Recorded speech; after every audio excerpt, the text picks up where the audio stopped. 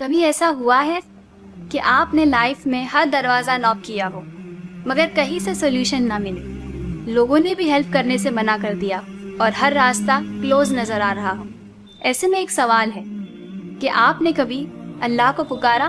اللہ قرآن میں فرماتے ہیں وَقَالَ رَبُّكُمُ ادْعُونِي أَسْتَجِبْ لَكُمْ إِنَّ الَّذِينَ يَسْتَكْبِرُونَ عَنْ عِبَادَتِي سَيَدْخُلُونَ جَهَنَّمَ دَاخِرِينَ، تمہارا رب کہتا ہے مجھے پکارو، میں تمہاری دعا قبول کروں گا۔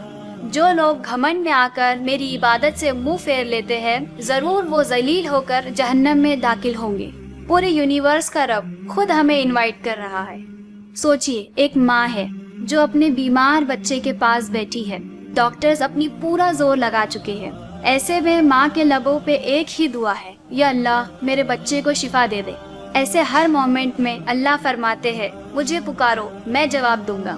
لیکن اسی آیت میں ایک وارننگ بھی ہے، جو لوگ گھمنڈ یا ایگو کی وجہ سے اللہ کو پکارنا چھوڑ دیتے ہیں اور سمجھتے ہیں کہ انہیں اللہ کی ضرورت نہیں، میری جاب، میرا بزنس، میری سکسیس سب میری محنت سے ہے، ایسے لوگ آخرکار ذلیل ہو کر جہنم میں داخل ہوں گے۔ اس لیے یاد رکھیں، جب لائف مشکل لگے اور راستے بند نظر آئے تو لوگوں سے پہلے اپنے رب کو پکارے۔